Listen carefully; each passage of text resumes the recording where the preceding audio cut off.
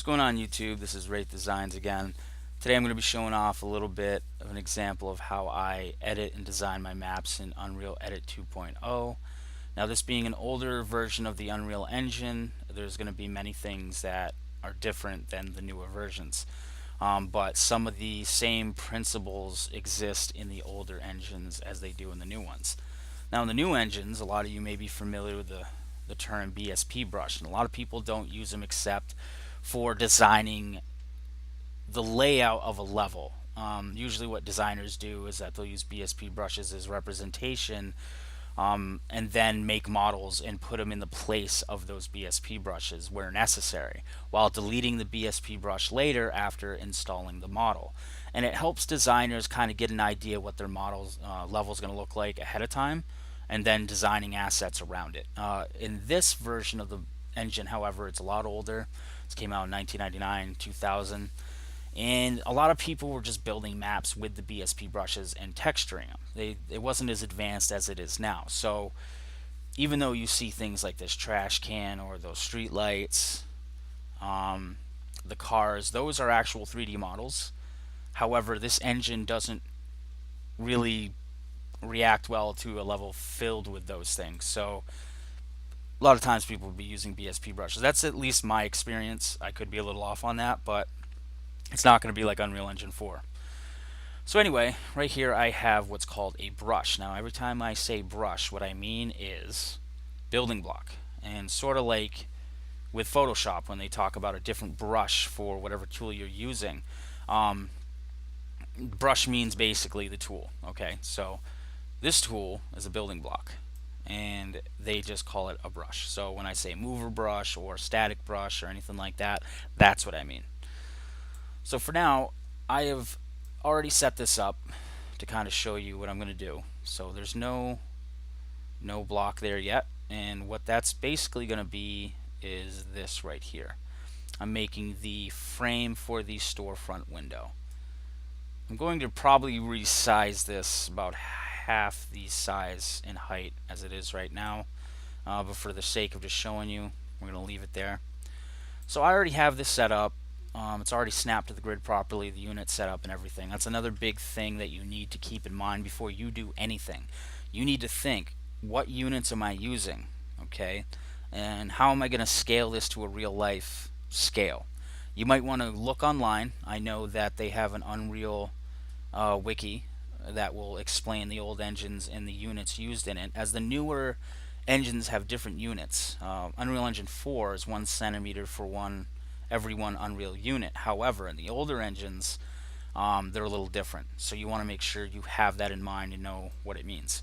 Second, when you plan ahead, and you need to make certain designs, you need to have measurements ready. If you're not going that deep into it, you still want to have them on hand. You got to think as you work. So you want to keep the grid snapped, and that's what I have on right now, the toggle drag grid. And what that is that every time I drag it, it's going to snap into the grid. Okay. You also have the vertex snap, which would snap these little things, these little dots here, into every corner of every unit instead of, thinking of the walls, things like that. It may look at first that it's the same thing, but it's not. So make sure you know what that means and where it's useful versus where it's not. We also have the rotation snap, which would basically snap anything that I rotate to a certain amount of degrees.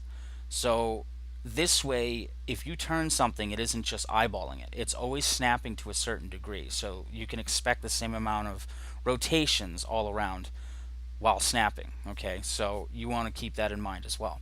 So for right now, I already have this set up. It's already snapped into place. Let's see if I can move it real quick. Okay, see how it's snapping at the grid above right here? So that's because I have it snapped. If I didn't have that snapped, it's not going to snap like that. It's going to go all over the place. Like I could snap it in the middle of here. I mean, not snap it. I can move it into the middle of this. It's not going to line up properly. That's why you want to make sure you have that on. And I've had a few videos on my channel for 3ds Max about setting up the grid, snapping it, and planning ahead so when you're making your 3D assets, you could actually use them in your level properly. Unreal Engine 4 lets you resize actual assets, but it's not advisable due to the fact that the textures stretch. So it's always better to just design your asset appropriately ahead of time, plan ahead, and your life's a lot easier. Okay, so that being done, we see that's here. I'm going to add the brush. And by adding it, obviously there's empty space, right? Well, when you start a map, you actually subtract out of the game space. So let me go outside the wall here. This is game space. You can see all the blue. That's the grid space that you actually have to work with. It's huge for this editor anyway. That in the distance is actually the skybox. That's what I'm using to create the effect in the level that there's a sky and a city in the background, everything like that. Again, this works different than the newer ones.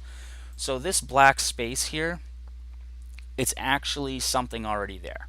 So you have to subtract out of it when you first add your map. So you'd be using a subtract brush, and that would create this space to work in. Now, since that's been subtracted, you now have to add things to it. So that's what I'm doing here, adding this brush or block to the level. So that being said, you can texture this later, so don't worry about the texture when it shows up right away, okay? So let's say that I already have a texture ready and I want to use that texture, okay? Instead of going into the texture browser, which would be up here in the corner here, we are going to take a texture that's already on level. So right here, I have my cursor over the black. I'm going to hold Alt. And just to be technical, it doesn't really matter which Alt, but the one I am pressing is the left Alt. So I'm holding the left Alt and I'm right clicking the mouse. Okay, that's going to save that texture to memory. And now what I'm going to do is I'm going to then add the brush that I'm about to add. So this works for that as well as taking a texture. For instance, let's say that's from that, right? So I did the Alt and right click. I saved it to memory. Let's say I wanted to add that black right here for whatever reason. I'm still holding that Alt. And now I'm going to left click. Just added that texture. And I didn't have to go to the texture browser. So that's pretty cool. Same thing's going to happen when I add this brush. It's remembering that texture. So maybe that's the texture I want to use until I tell it otherwise. It's going to use that texture. So here we are. We're going to go to the add function. And there we go. It now added the brush into the world. And it's, yeah, that red outline's still there because the tool, let's think of it this way. I have a brush in my hand, an actual paint brush. Now I want to add paint to a canvas, okay? That shape that I just added is that paint. Before that, all I had was the brush. So even though you still see the red there, it's got its own wireframe. So let me move this out of the way real quick. Let me try to do this here. It's weird because sometimes you have to there we go. Okay. So as you can see, there's a blue one left behind, right? So I moved that out of the way. I actually kind of turned it. There's some problems with pivot points on here. My mouse setup's a little different, so I think I'm pressing a different button that I don't intend on pressing. I'm going to reset that. But as you can see, that was left in its space. If I go to wireframe, you can still see like a blue hue through the red. That means that like these blue brushes here, it's now there. So if I were to move this out of the way, this is weird. It's been doing this all day today. It's moving the little red thing in the middle, this thing to the side. I actually turned the snap off because that's what was causing that, and it's still happening. So anyway, very weird. Not sure what's going on. It's the same error that I had before, and now it's moving. I don't even have that snapped. Strange. Again, I'm still trying to get back into this like I was. Just one moment. Let me pause the video and see if I can figure what this is, because this is kind of annoying. Alright, I fixed it. It's the key combination that I have, the default that's set up with your mouse and keyboard. But for some reason, my mouse, one of the buttons, is harder to press down than the other one. So what's happening is that even though I'm not taking my finger off the button, the pressure isn't equal, so it's triggering it not to actually be pressed. time for a new mouse. So anyway, that's that concept. So let's say I wanted to do the same thing up above, okay? Now I don't advise trying to eyeball this in the 3D view. You want to make sure that you kind of do it in the 2D views. Let's see which would be the best method to do this here. So I'm going to select to hide all the actors in this view. Hide actors so I can see better of what I'm doing. Okay, so let's get over to the spot where we actually have this laid down.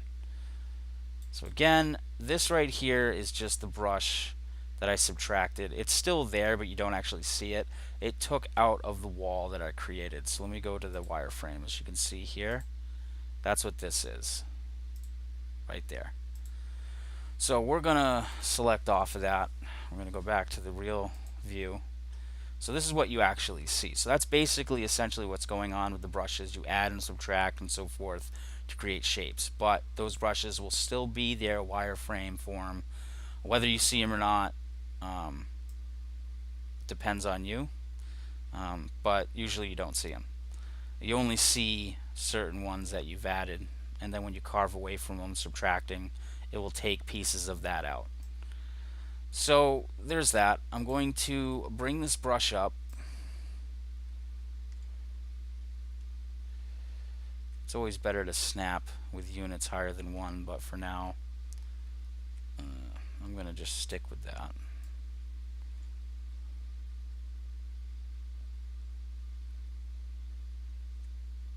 Again, it's not a great idea to eyeball it, but I'm pretty used to doing this. Kind of works for me. So there we go. All I did was move it up and snap it to the top now. Okay, so we're going to add that.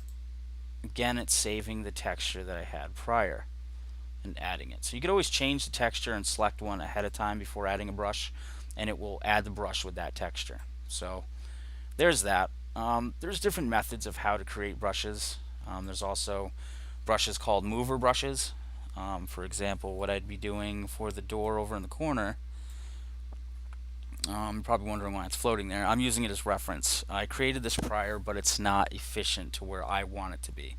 Meaning that if I wanted to copy the brush and say I clicked on a wireframe that's already created, right clicked, and I went to polygons to brush, and what that will do is it will take the shape of the already made brush and then put it into the brush that I'm going to use as the tool. So again, it would change the brush that I already have laid out here. These are the settings that I have for the one that's over there.